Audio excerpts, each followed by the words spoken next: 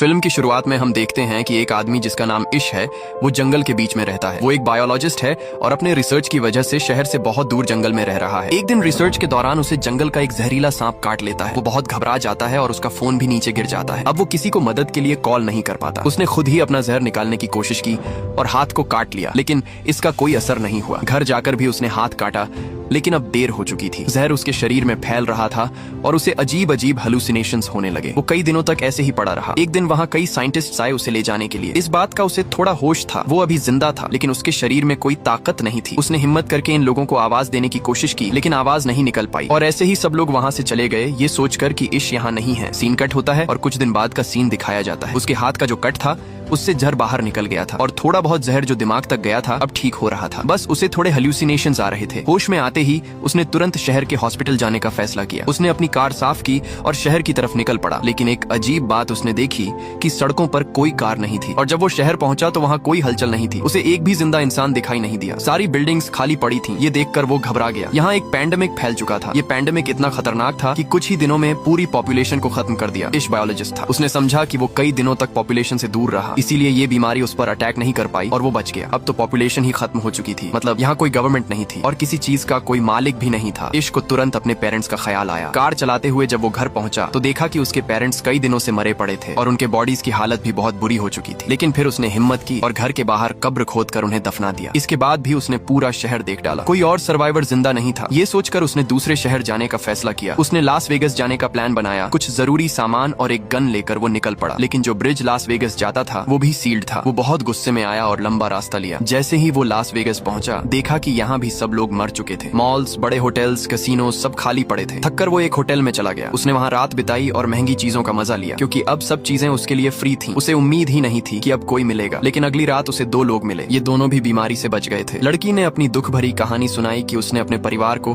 Video call पर मरते देखा है और अब उसके लिए जीने की कोई उम्मीद नहीं बची। वो आदमी भी मरना चाहता था, क्योंकि इतनी अकेली दुनिया में जीना उसके लिए नामुमकिन था। उस रात ये लोग भी इश्क के साथ रुक गए, लेकिन सुबह होते ही इन लोगों की नीयत इश को खतरनाक लगी। उस आदमी के पास गन थी और वो चाहता था कि तीनों की मौत आसान हो जाए, लेकिन इश जीना चाहता था, इसलिए वो उठकर वहाँ से बाहर निकल गया और उसके पीछे उसे गोलियों की आवाज सुनाई दी। मतलब उन्होंने खुदकुशी कर ली थी। ये हादसा उसे और ज्यादा तोड़ गया। अब उसे साफ लग रहा था कि वो दुनिया में अकेला रह गया है। तेज कार चलाते हुए वो घर लौट आया। रास्ते में एक डॉग उसकी कार के सामने आ गया। वो डॉग भी बिल्कुल अकेला था जैसे इश। इश ने उसे अपना बना लिया और उसे जीने की नई उम्मीद मिल गई। इश ने अपनी जिंदगी नए तरीके से शुरू की। सर्वाइवल बुक्स पढ़ने लगा। खाने पीने की कोई कमी नहीं थी। कमाने की अब जरूरत नहीं थी। हर दिन काम करता और टाउन में घूमता, इस उम्मीद में कि शायद कोई सर्वाइवर मिल जाए, लेकिन हर दिन निराश होकर लौट आता। एक दिन जब वो अपने डॉग के साथ खिड़की पर खड़ा चाय पी रहा था, अचानक उसका डॉग भौंकने लगा। उसे एहसास हुआ कि वहाँ कोई इंसान है। दूर एक घर से स्मोक निकल रहा था, मतलब वहाँ कोई इंसान हो सकता है। वो तुरंत कार निकालकर उस घर की तरफ गया जहाँ स्मोक था। खुशकिस्मती से वहाँ एक लड़की थी। उसे देखकर वो लड़की डर गई, लेकिन इश ने उसे यकीन दिलाया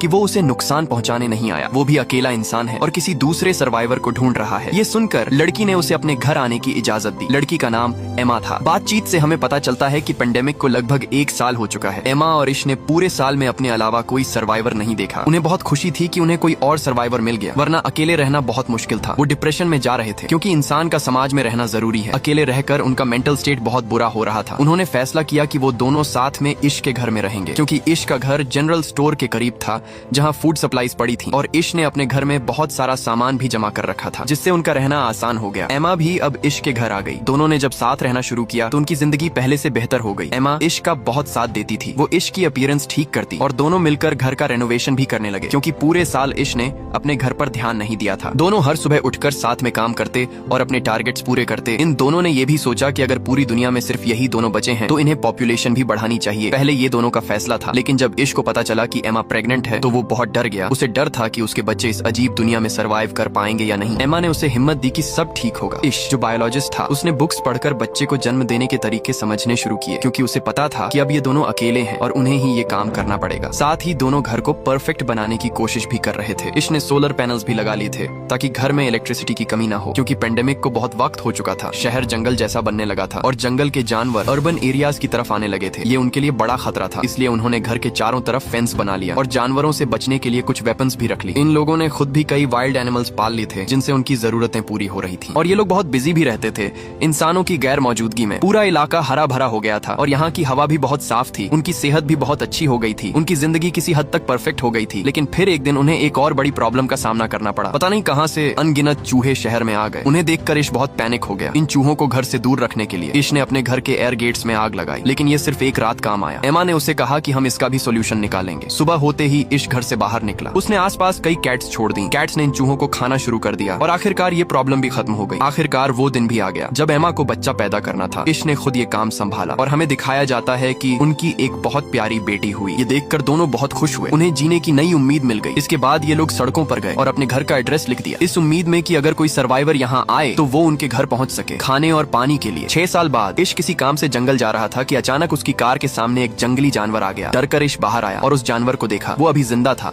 लेकिन बहुत दर्द में था, इसलिए इश ने उसकी तकलीफ आसान करने के लिए उसे गोली मार दी और मार दिया। दूर से ये सब एक लड़की देख रही थी। गन की आवाज सुनकर वो डर गई और भागकर जंगल में चली गई। इश ने भी उसे भागते हुए देखा और तुरंत उसके पीछे दौड़ा ताकि उसे पकड़ सके। इस लड़की को लगा कि इश उसे नुकसान पहुंचाएगा, लेकिन इश वैसा नहीं था। वो खुद भी सर्वाइवर्स की तलाश कर रहा था। जब उसने इस भूखी लड़की को एप्पल खाने के लिए दिया तो लड़की को समझ आया कि इश बुरा इंसान नहीं है। इश उसे अपने घर ले जाना चाहता था, लेकिन वो लड़की कार में उसके साथ नहीं बैठी बल्कि पीछे वाले ट्रंक में बैठ गई। घर लौटकर देखा गया कि लड़की ट्रंक से बाहर आने के लिए तैयार ही नहीं थी। घर में हमने देखा कि इतने सालों में इश और एमा के 2 बच्चे हो चुके थे और अब उनका तीसरा बच्चा होने वाला था। उन्होंने टाउन में हर जगह अपना एड्रेस लिखा हुआ था और उसी एड्रेस को देखकर 2 और सर्वाइवर्स उनके पास रहने आ गए थे जिनका नाम था जॉर्ज और मरीना। और अब 1 साल से ये दोनों इश और एमा के साथ रह रहे थे क्योंकि यहाँ किसी चीज की कमी नहीं थी। खैर, अब इश जंगल से लड़की को भी ले आया था, लेकिन वो लड़की अभी तक ट्रक से नहीं निकली थी। उसने पूरी रात ट्रक में ही गुजारी। सुबह मरीना उसे खाना देने आई तो लड़की डर गई और खाना फेंक दिया। फिर मरीना ने उसे समझाया और अपनी कहानी सुनाई। उसने बताया कि वो और जॉर्ज कई महीनों से इस अकेली दुनिया में भटक रहे थे। फिर उन्हें इश और एमा का एड्रेस मिला और वो इनके साथ रहने लगे। उसने ये भी कहा कि ये दोनों बहुत अच्छे लोग हैं और यहाँ किसी चीज की कमी नहीं है। उसकी बातें सुनकर लड़की थोड़ा शांत हुई और उनसे मिलने जुलने लगी। लेकिन अजीब ये था कि लड़की अब तक ज्यादा बोली ही नहीं थी और न ही उसने अपना नाम बताया था। एक दिन मरीना ने उसका सामान देखा तो उसमें अजीब और गरीब ड्राइंग्स थीं। साथ ही उसे एक लेटर मिला जिसमें उस बच्चे का नाम लिखा था। उस लेटर में लिखा था कि पेंडेमिक के दौरान उसके पिता ने उसका अब्यूज किया, जिसकी वजह से अब वो हर इंसान के सामने अपने आप को बेच देती है।